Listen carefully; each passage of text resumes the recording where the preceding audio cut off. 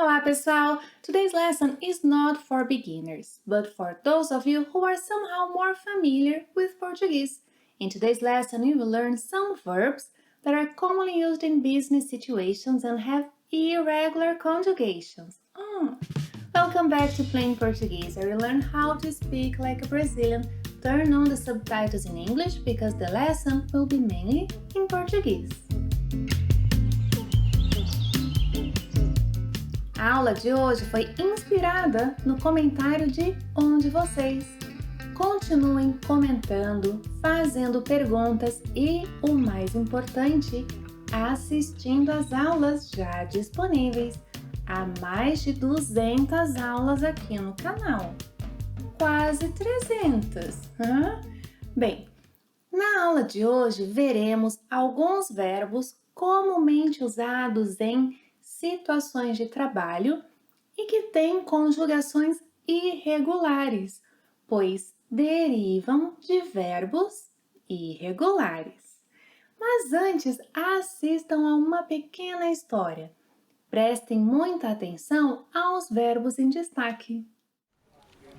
Era mais um dia agitado no escritório. A equipe de engenharia estava trabalhando em um projeto que demandava muita criatividade e inovação. Assim que percebeu que algumas ideias sugeridas pelos membros da equipe não convinham, o líder do projeto interveio para dar algumas orientações. De forma sucinta, ele mostrou como o design que tinha previsto poderia trazer uma economia significativa para o cliente. Após ouvir as explicações, a equipe desfez o projeto original e refez o design, incorporando as sugestões feitas pelo líder. Nem todos os membros da equipe concordaram com as mudanças. João Paulo argumentou que elas não eram viáveis, pois seria impossível conter os gastos ao colocá-las em prática, além de limitarem a sua criatividade. Dessa forma, manteria sua oposição à nova proposta. Clarissa se absteve, pois não tinha uma opinião clara sobre o assunto. Embora João Paulo tenha se oposto à nova proposta, ele finalmente se dispôs a trabalhar com o novo design. O líder da equipe propôs incorporar algumas de suas sugestões ao projeto. O resultado final foi um grande sucesso e a equipe recebeu muitos elogios do cliente pelo seu trabalho inovador. Prestaram atenção aos verbos em destaque? Então vamos começar com convir. Usamos convir para dizer que algo é conveniente, apropriado. Convir é equivalente ao verbo to suit. Sim, to be convenient em inglês. E tem a mesma conjugação do verbo vir. Vamos ver o exemplo que estava na nossa história? Assim que percebeu que algumas ideias sugeridas pelos membros da equipe não convinham, o líder do projeto interveio para dar algumas orientações.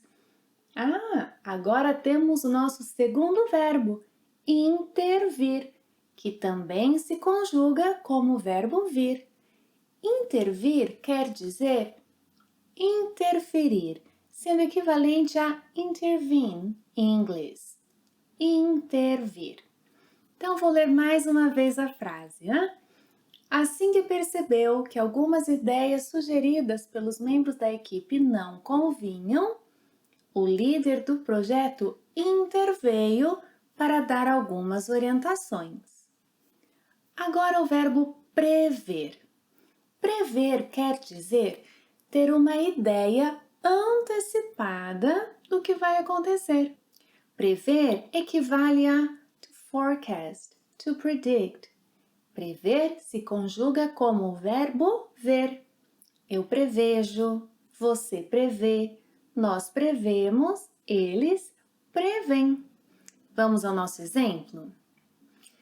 De forma sucinta, ele mostrou como o design que tinha previsto poderia resultar em uma economia significativa para o cliente. Se vocês ainda têm dificuldades em conjugar os verbos vir e ver, vou deixar na descrição deste vídeo o link para uma aula em que comparo as conjugações de ambos os verbos. Lembrem-se que é importante saber conjugá-los apropriadamente, porque há vários verbos derivados de vir e ver que têm a mesma conjugação dos verbos vir e ver. Vou deixar o link logo abaixo. Na sequência, há dois verbos que se conjugam como o verbo fazer. O verbo desfazer, que significa anular o que foi feito, sendo equivalente ao verbo undo. E o verbo refazer, que quer dizer fazer novamente, to redo, fazer novamente. Então, desfazer, refazer. Nosso exemplo. Ao ouvir as explicações, a equipe desfez o projeto original e refez o design, incorporando as sugestões feitas pelo líder. Os próximos 3 verbos têm a mesma conjugação do verbo ter. Então, primeiro, conter, que significa impedir o avanço de algo ou exercer controle sobre algo ou alguém. Conter equivale a hold back, restrain. O segundo verbo é manter, que quer dizer ficar em uma determinada posição ou estado, como os verbos maintain, keep em inglês. O terceiro é o verbo abster-se, usado com o pronome reflexivo, abster-se. Usamos abster-se quando não aceitamos ou nos recusamos a participar de algo, sendo equivalente ao verbo refrain from em inglês. Então, conter, manter, abster-se. Vamos ver os nossos exemplos. João Paulo argumentou que as mudanças não eram viáveis, pois não seria possível conter os gastos ao colocá-las em prática.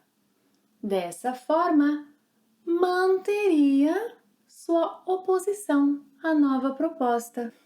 Clarissa se absteve, sem ter uma opinião clara sobre o assunto. Na sequência, verbos terminados em por. Primeiro, opor-se. Com pronome reflexivo, opor-se tem o sentido de ir contra algo, fazer uma objeção, como os verbos oppose, object em inglês. Embora João Paulo tenha se oposto, pronome reflexivo, se oposto. Embora João Paulo tenha se oposto à nova proposta, ele finalmente se dispôs a trabalhar com o novo design, o nosso segundo verbo, dispor-se, também usado com o pronome reflexivo. Dispor-se é usado quando nos colocamos à disposição de alguém, quando nos oferecemos para ajudar alguém.